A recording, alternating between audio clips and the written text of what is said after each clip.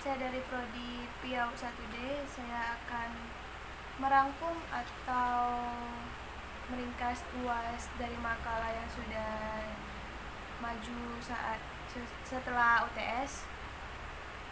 Pertama yaitu aspek ibadah, latihan spiritual, dan ajaran moral. Menurut saya, ibadah merupakan salah satu hal yang penting bagi siapapun yang memeluk suatu agama, dengan bertujuan mendekatkan diri kepada mencari ridho Allah. Latihan spiritual mempunyai 6 prinsip, yaitu adanya banyak jalan menuju Tuhan, sebanyak jumlah manusia yang ada, berangkat dari banyak menuju satu, meningkatkan dari kasar nyata menuju ke halus maya, melakukan latihan spiritual sesuai dengan tingkatnya spiritual, melakukan latihan spiritual sesuai dengan zaman dan mempersembahkan kepada Tuhan sesuai bakat atau kemampuan. Sedangkan ajaran moral mempunyai 5 nilai moral, yaitu tauhid, nilai pembahasan, nikah, nilai keluarga, hayat, nilai kemanusiaan, adil, nilai keadilan, dan amanah dan kejujuran. Baik, yang kedua yang berjudul aspek sejarah dan kebudayaan Islam. 1. Menurut saya, sejarah adalah ilmu yang berupaya menghistorikasikan atau menceritakan kembali kejadian atau peristiwa masa lalu. Terus menurut saya, kejadian atau peristiwa masa lalu, waktu, tempat pelaku, tujuan, dan latar belakangnya yang dilakukan secara sistematika dan didasarkan pada data dan fakta yang dapat dipertanggungjawabkan. Kedua, kemajuan Islam sebagaimana terjadi di zaman klasik serta zaman pertengahan antara dikarenakan umat Islam mengamalkan spirit ajaran Islam sebagaimana yang tepat dalam Al-Quran dan Sunnah. Ketiga, pada abad pertengahan, tepatnya sejak fase kemunduran dua Islam mengalami kemunduran dan keterbelakangan pada secara aspek dan kehidupan, hingga akhirnya dunia Islam mengalami kehancuran dan dijajah oleh Eropa dan Barat serta semakin lepasnya wilayah kekuasaan Islam yang luas itu berpindah ke Eropa dan Barat. Keempat, terjadinya kemunduran dan keterbelakangan umat Islam di zaman pertengahan tersebut antara lain disebabkan karena umat Islam berpegangan pada zaman spirit dan sunnah, serta mulai membangkitkannya Eropa dan Barat untuk menjajah dan menguasai dunia Islam. Kelima, sebagai dari akibat berbagai pengalahan dalam berbagai pertempuran dengan Barat semakin mengecil dan membataskan dunia Islam, timbul kembali kesadaran dan insaf umat Islam untuk kembalikan ke zamannya. Di zaman klasik, dengan cara kembali pada semangat Al-Quran dan Sunnah, membangun hubungan dan harmonis antara dunia sesama Islam, menghidupkan kembali semangat menurut ilmu. Judul yang ketiga, aspek politik perkembangan Islam. Ibadah secara bahasa etimologi berarti merendahkan diri serta tunduk. Sedangkan menurut syarah terminologi, ibadah mempunyai banyak definisi, yaitu 1. Ibadah adalah taat kepada Allah dengan melaksanakan pentingnya agama. 2. Ibadah adalah merendahkan diri kepada Allah Azza wa Jalla, yaitu tingkatkan tunduk yang paling tinggi disertai dengan rasa mahabbah, kecintaan yang tinggi.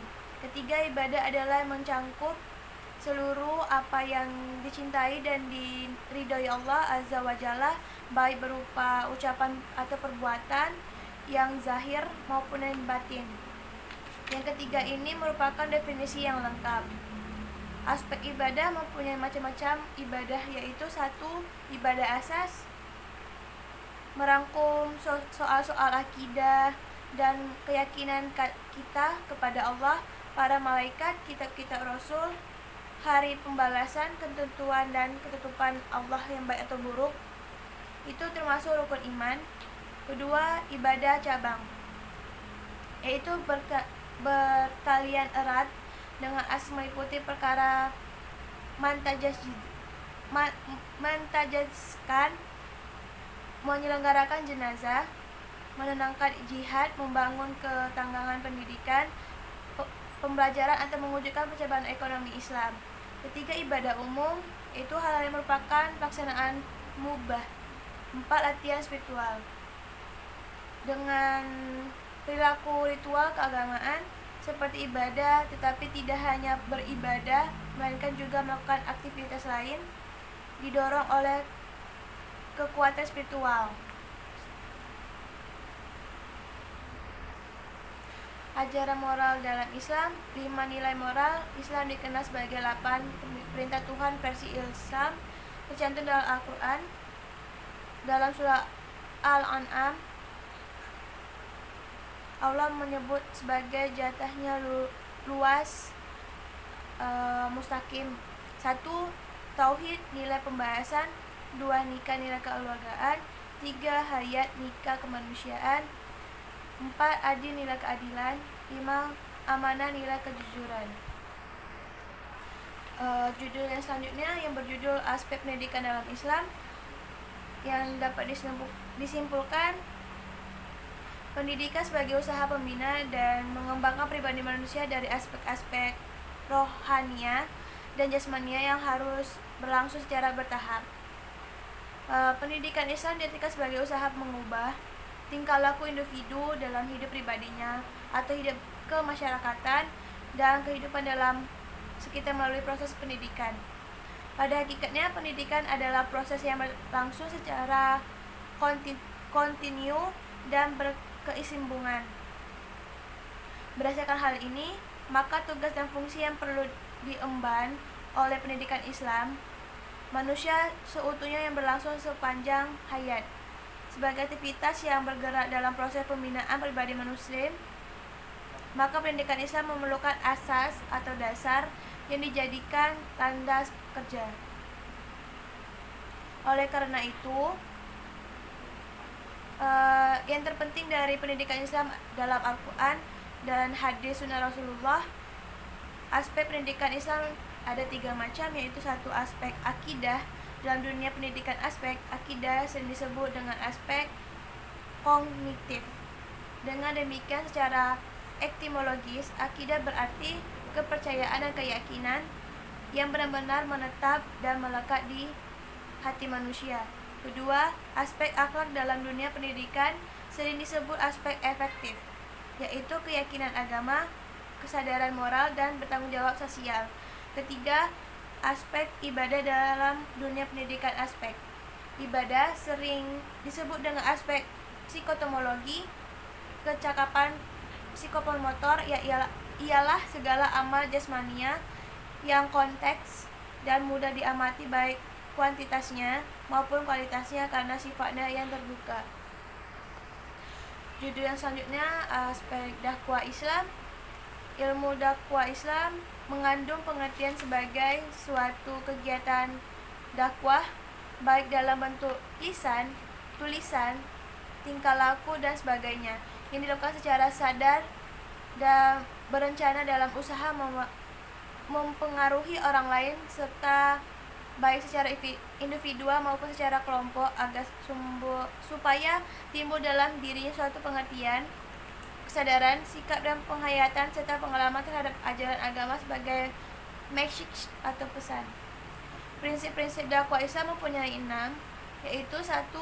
Prinsip sukarela tanpa paksaan. Kedua, prinsip bijaksana lemah, lembut dan beradab. 3. Prinsip sesuai dengan tingkah masyarakat. 4. Prinsip memberikan memudahkan. 5. Prinsip mengembirakan. 6. Prinsip saling menghargai dan toleransi. Selanjutnya, sumber ajaran Islam diartikan sebagai tempat yang darinya dapat diperoleh bahan yang diperlukan untuk membuat sesuatu. Hadis Rasulullah SAW sebagai berikut. Aku tingkatkan dua perkara untuk kamu sekalian yang dijamin tidak akan sesat selama berpegangan kepadanya, yaitu kitab Allah, Al-Quran, dan sunnah Rasulullah Al-Hadis. Macam-macam sumber ajaran Islam: 1. Al-Quran, Al-Hadis, Sunnah, Al-Rayu, hasil istihad pemikiran. Metode dakwah adalah cara yang digunakan untuk menyampaikan materi dakwah. Metode hikmah dalam kegiatan dakwah muncul sebagai bentuk seperti mengenal stratata mad'u, kapan harus berbicara dan harus kapan berdiam, mencari titik temu, toleran tanpa kehilangan sibgah, memilih kata yang tepat, cara berpisah, uratan al-hasanah, dan lisan al-halal atau komunikasi yang benar. Dakwah bil majadalah, dakwah yang tepat, artinya dakwah dengan cara debat. Judul terakhir yang berjudul Tinjauan Filosofi Kurikulum Pendidikan Islam.